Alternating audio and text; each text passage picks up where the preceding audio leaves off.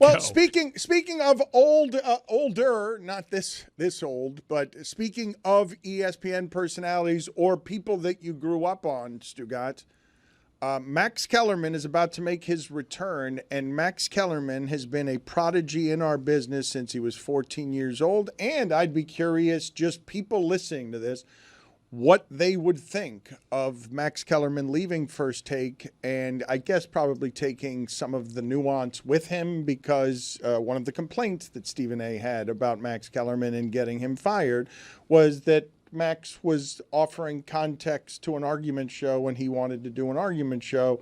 And since then, it's become more and more of an argument show. Although I guess we probably all know at this point that Shannon Sharp is not likely to ever work at ESPN again, right? Like that's not. I don't know. Well, but I mean, I think we can assume, I think we can reasonably assume that Shannon Sharp would like it to look like he has a chance to return. I don't know that you can be Disney and allow any of what happened there. Does he need to? I mean, it helps to be on that platform during the week, but Stephen A. has made it. I mean, I don't know how many people care about this, but Stephen A. just sort of works independently now. He got the deal that allows him to just be on First Take and then do everything else. And in doing so, First Take has been a giant for a long time. Max Kellerman fell by the wayside, and I think we can say Stephen A. Profited off of his decision there in every way, in a way that was really good for Stephen A. and ESPN, but less good for Max Kellerman. So I searched Max Kellerman on social media because I saw he's calling a big-time boxing fight, and it feels big in part because Max Kellerman is calling this fight. It's his first boxing match in 24 months. He's partnering back up with Jim Lampley, who just himself returned from a 6-year hiatus calling boxing matches. You're saying Max makes the match feel bigger. You get just being on the call. You get Lampley and Max together on a call. Yeah. Boxing has been missing those two on a call. That's what I know. I grew up on those two voices. That speaks to how long Max Kellerman's been in the business, and he's still a young man. But Max Kellerman, I was searching his name on social media, and there's a lot of positivity about, man, we didn't realize how good we had it when Max was over there. And what's happened is, as Stephen A. has leaned into the politics and sometimes going right of center, or at least not nearly as progressive as Max's takes were. Remember when Max was there, a lot was going on in the country. It's not like less is going on now, but his voice. One of the great insults and indignities of Stephen A.'s career is on his show, Terrell Owens saying on that show that Max was blacker than Stephen A. Max was often on the right side of these issues, and the more prevalent they get to, Stephen A. is more and more comfortable talking about politics on First Take even, that, man, perhaps they should have let it ride out a little bit longer. That show would have aged with some grace, and Max's voice would have been a little bit more pronounced and more appreciated as the times evolved and as Stephen A.'s career also evolved. Peter Gammons' day is January 9th. Was proclaimed in 2009, so just 16 years off on your take. Bob Ryan has defined himself as a Jersey guy in the questions, not a Boston guy. Wow. He replied to a question, do you like black coffee, no sugar, no cream? Bob Ryan has said, only way to go. Yeah. Then someone else tweeted, no one truly loves cauliflower, right? And he said, can't imagine. Put it on the poll, please, at Le Batard Show. Does anyone truly love cauliflower, yes or no? What do you think Max Kellerman's price would be? Because everyone has a price. What do you think Max Kellerman's price would be to call a Jake Paul fight? Ooh.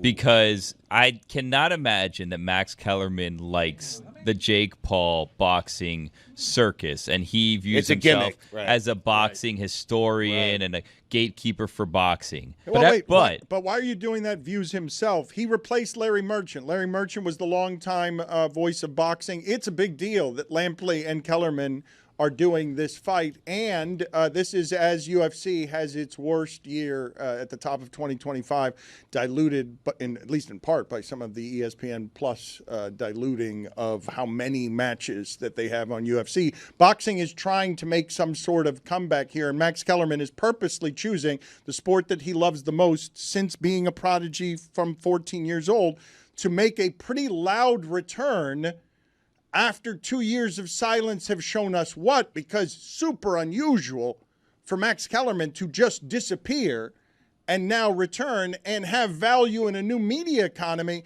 as somebody who sat out the last 2 years and comes back pristine after First Take becomes something else in his absence? So what do you think he would charge to do a fight? Everyone's got a Jake number. Paul? So everyone has a number, but this is very much below him and what he stands You think? for as a boxing broadcaster. What do you imagine Max makes per fight? That's Like, a question. I don't. Right. I wouldn't know. I think because of contracts, he never had the opportunity to call one of Jake's fights because of different broadcast rights and him being tethered to HBO at the time. I could see him and then doing it. when he was calling ESPN, they didn't have the Jake Paul fights. Every time that I looked up that he talked about Jake Paul, he didn't really poo-poo him, to borrow a phrase from earlier. He broke it down seriously and did toe the line that, some of these cards are really good for the sport. They got good boxing cards there, especially the women's boxing game. So he has broken them down seriously. So I think You think he'd do it? I think he would. And look, this fight is being run by TKO, right?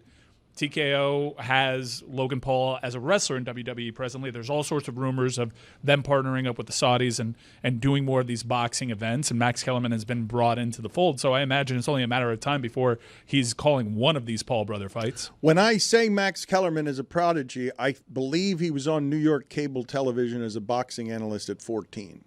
I believe he had a show at 14 years old, and that was his introduction to media, and he is extraordinary on boxing. It's his favorite sport.